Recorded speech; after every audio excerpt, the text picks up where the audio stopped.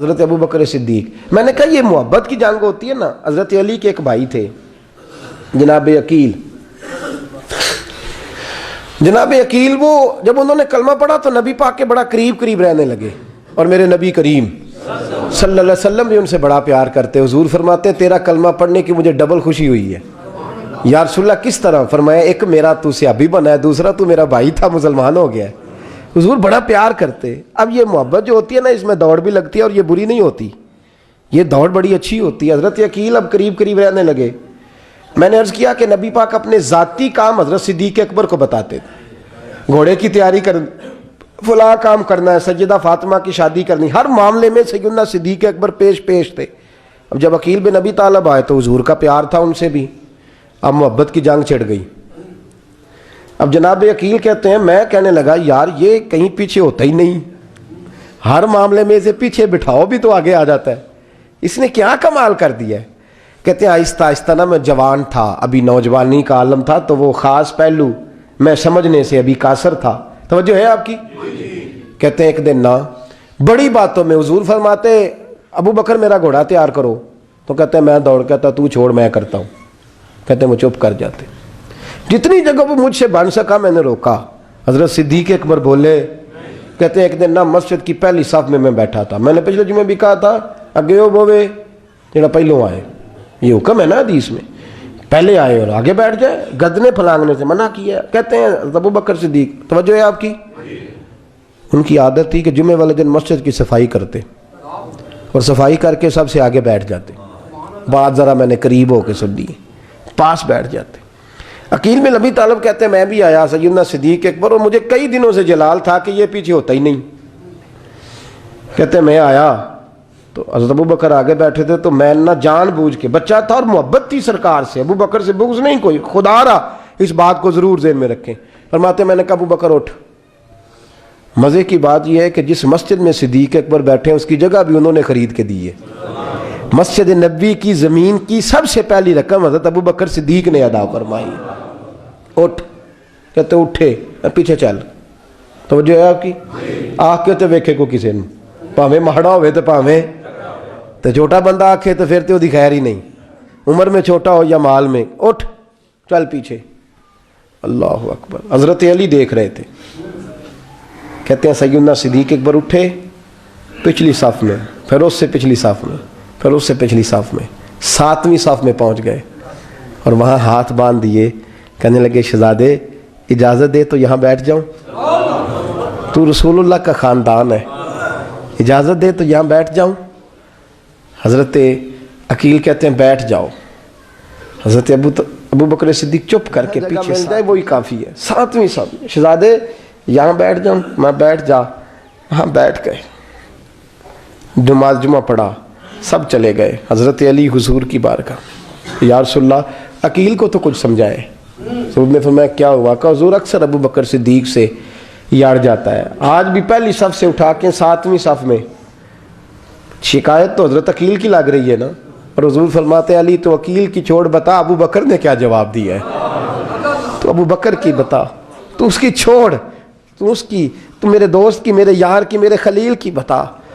تو حضرت علی رو پڑے, کہنے لگے محبوبہ ابو بکر جیسا درد کہاں سے ڈھونڈ کے لائے. تو چپ کر کے 7ویں صف میں گیا, اور اس نے کہا تو خون رسول ہے, تیری نسل پاک میں ہے بچہ بچہ نور, تو ہے نے نور تیرا سب گھران. چپ کر کے بیٹھ گیا. حضور نے فرمایا بلاؤ ابو بکر کو, عقیل کو بھی بلاؤ. دونوں آ گئے. حضور نے فرمایا ابو بکر جمعے میں کیا ہوا ہے؟ عرض کی حضور کچھ بھی نہیں. حضور نے فرمایا تجھے کسی نے صاحب سے اٹھایا؟ کہا نہیں یا رسول اللہ نہیں. آپ کو کسی نے بتایا؟ حضور کیا؟ فرمایا نہیں میں نے سنا ہے کہ تجھے عقیل نے. کہا حضور وہ شہزادے آئے تھے, انہوں نے یار اتنا جذبہ دنیا کہاں سے ڈھونڈ کے لائے گی. بلے شاہ اوتھے ککھ نہیں بچدا جتھے عشق نے لایا ڈھیرا. کہا حضور یار یہ لفظ تاریخ میں ڈھونڈو گے تو نہیں ملے گے. میرے ابو بکر صدیق کیا فرماتے ہیں؟ کہا حضور وہ نسل رسول کا شہزادہ ہے نا, اس نے ابو بکر کو 7ویں صف میں ابو بکر کا بیٹھنا پسند کیا تو ابو بکر راضی ہے. حضور اس نے یہاں بیٹھنا پسند کیا, تیری نسل پاک میں بچہ بچہ نور, تو ہے نے نور تیرا. اور کہا حضور وہ خاندان ہے, میں خادم ہوں, فرق تو ہے نا. تو وہ خاندان ہے، میں خادم ہوں۔ میرے رسول کریم صلی اللہ علیہ وسلم نے بلایا جناب عقیل کو، ڈانٹا نہیں، محبت فرمائی۔ سرکار نے فرمایا عقیل بیٹے بیٹھ جا، میں تجھے سمجھاؤں۔ پھر حضور نے بات چھیڑی، فرمایا تجھے پتہ ہے میرا ابو بکر کون ہے؟ عرض کی حضور میں، فرمایا نہیں سن، مکے میں سارا مکہ میرا دشمن تھا، یہ میری تنائیوں کا دوست تھا۔ فرمایا لوگ تلواریں لے کے آتے تھے مجھے مارنے، اور اس کی تلوار اٹھتی تھی، کہتا تھا پہلے میں مروں گا پھر کوئی مصطفیٰ تک جائے۔ تجھے پتہ ہے یہ کون ہے؟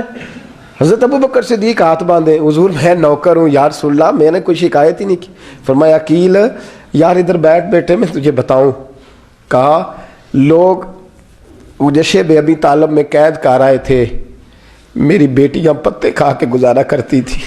یہ ابو بکر تھا پورے مکے میں جو ظلم سہ سہ کے میرے تک غلہ اور اناج لے کے آتا تھا۔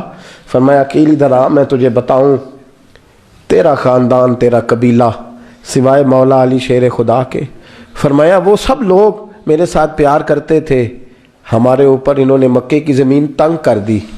فرمایا میں مکے سے نکلا تھا، ابو بکر کی بیٹی غار ثور میں کھانا پکا کے لاتی تھی، اس کا بچہ بکریوں کا دودھ لے کے آتا تھا۔ فرمایا یہ جان پہ کھیل کے میری نگرانی کرتا تھا۔ فرمایا تجھے پتہ ہے جس جگہ تو بیٹھا ہوا ہے نا، یہ مسجد کی زمین بھی ابو بکر صدیق نے خرید کے دی۔ حضرت سیدنا عقیل یا رسول اللہ غلطی، حضرت ابو بکر کہتے ہیں حضور واللہ و رسول و منو، میرے اوپر اللہ رسول کے احسان ہے۔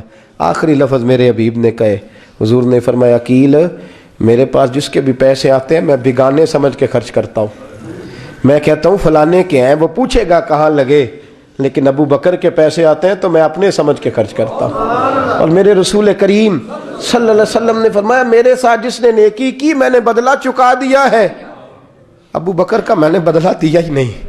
قیامت کے دن جب سب جنت میں جانے لگیں گے تو میں اس کا بازو تھام کے اللہ کی بارگاہ میں لے جاؤں اور میں کہوں گا یا اللہ میرے مولا، کلمہ پڑھنے سے لے کر غار تک، غار سے بدر تک، بدر سے احد، حنین، خندق، تبوک اور مزار تک، یا اللہ اس کی بڑی نیکیاں ہیں، اسے تو ہی بدلہ عطا فرما۔ میرے دوستو یہ رنگ حضرت سیدنا صدیق اکبر، بس وہ اقبال نے کہا کہ صدیق کے لیے ہے خدا کا رسول اور اس سے آگے پیچھے کچھ نہیں۔ یہ جو ماننے کا انداز ہے نا، یہ دیکھیے نا حضرت ابو بکر صدیق، بڑی دفعہ آپ نے بات سنی ہے لیکن اس بات کی لذت بڑی شاندار ہے۔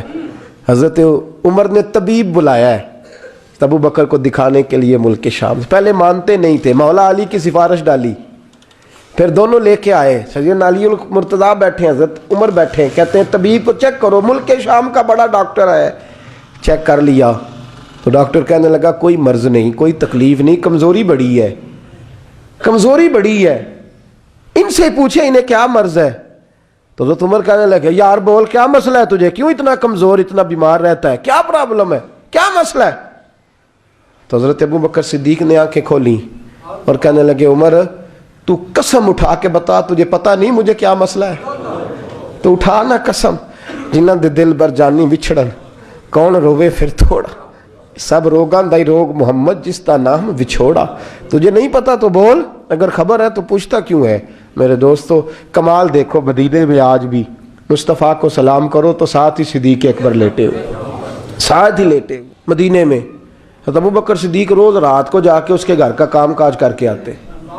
کام بتاؤں کیا تھا اس کا؟ جاگ رہے ہیں آپ لوگ؟ اس زمانے میں نا لوگ باتھ روم گھر میں بنا لیتے تھے، شاید پرانے لوگوں نے دیکھے ہوں، وہ اس کے اندر ہی پیشاب پخانہ رہتا تھا، وہ آتے تھے ملازم تو وہ اٹھا کے باہر پھینکا کرتے تھے۔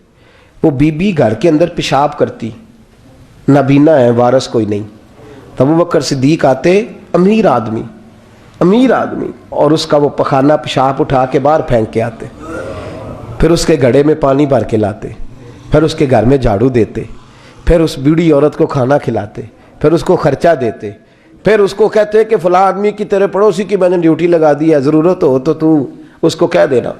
بڑے زمانہ خدمت کی۔ ایک دن حضرت عمر فاروق اس بی بی کے دروازے پہ چلے گئے، دستک دی، اس نے کہا کون ہے دروازے؟ کہا میں عمر فاروق ہوں، عمر بن خطاب ہوں، پتہ چلا ہے آپ لوارث ہیں، میرا دل کرتا ہے میں آپ کے گھر کا کام کاج کر دیا کروں۔ تو تو بی بی کہنے لگی نہیں، ایک بندہ آتا ہے کئی سالوں سے وہ کر رہا ہے مجھے وہی ٹھیک ہے، ایک آتا ہے بڑے سالوں سے کام کرتا ہے وہی ٹھیک ہے۔ تو حضرت عمر کہنے لگے میں نے بھی کام ہی کرنا ہے، کچھ اس سے کرا لے، کچھ مجھے موقع دے دے نیکی کا۔ کہنے لگی نہیں وہی ٹھیک ہے۔ تو فرمانے لگے میرے اندر کیا نقص نظر آیا ہے، اماں جی مجھے بھی ٹائم دیں۔ تو بی بی کہنے لگی نہیں وہی صحیح ہے۔ حضرت عمر جذباتی آدمی تھے، جلالی آدمی تھے، کہنے لگے میں نے کہا نہیں مجھے بتاؤ میں کیوں نہیں کر سکتا۔ تو بوڑھی اماں کہنے لگی تجھ میں اور اس میں فرق ہی بڑا ہے۔ کہا وہ کیوں؟ کہنے لگے اتنے سال ہو گئے اسے آتے ہوئے، اتنے سال، تو پہلے دن آیا ہے اور آتے کہہ رہا ہے میں عمر بن خطاب ہوں، اپنا نام بتا رہا ہے، سالوں ہو گئے میں روز پوچھتی ہوں تیرا نام کیا ہے، وہ بتاتا ہی نہیں۔ وہ کہتا ہے اماں میں کام صحیح کرتا ہوں تو نام کو چھوڑو، نام بتا کے کیا کرنا ہے۔ فرمایا یہ تھوڑا فرق ہے، اس نے اتنے سالوں میں نام نہیں بتایا اور تو پہلے دن ہی آگے کہہ رہا عمر بن خطاب ہوں، تو ابا جی کا بھی نام بتا رہا ہے، میں نے نہیں کام کرانا، مجھے وہی صحیح ہے۔ نام نہیں بتاتا، نوکری پوری کر جاتا ہے۔ حضرت سیدنا عمر فاروق فرماتے ہیں میں تہجد کے وقت جھاڑیوں میں چھپ کے بیٹھ گیا، کہتے مسجد نبی سے وہ شخص نکلا، چہرے پہ نقاب، پیروں سے ننگا، اور میں نے اس شخص کو خرامہ خرامہ اس بوڑھی عورت کے گھر کے قریب جاتے دیکھا، تو پیچھے سے جا کے میں نے کہا او مسافر چہرہ تو دکھا۔ تو کہتے ہیں چہرہ اٹھایا تو ابو بکر صدیق تھے، صدیق اکبر تھے۔ حضرت عمر فاروق فرماتے ہیں میں نے کہا تو جوتی کو اتار کے آتا ہے؟ تو کہنے لگے جوتی سے جب چلتا ہوں تو پیروں میں آواز پیدا ہوتی ہے جوتے کی وجہ سے، پڑوسیوں کو تکلیف دینے کا مقصد تو کوئی نہیں نا۔ اور فرمایا جب جوتوں سے آواز پیدا ہوگی تو گلی محلے والے پوچھیں گے ابو بکر کدھر جا رہا ہے، تو میں نیکی کسی کو بتانا نہیں چاہتا۔ تو فرمایا ابو بکر کب سے آ رہے ہو؟ فرمایا چھوڑ عمر، بس دعا کر رب میرا آنا قبول فرما لے، تو دعا کر سرکار کی بارگاہ میں حاضری صحیح لگتا ہے، چھوڑ میں کب سے آ رہا ہوں، کس وقت سے آ رہا ہوں، اس مسئلے کو چھوڑ، تو یہ دیکھ پانی پر نسویلی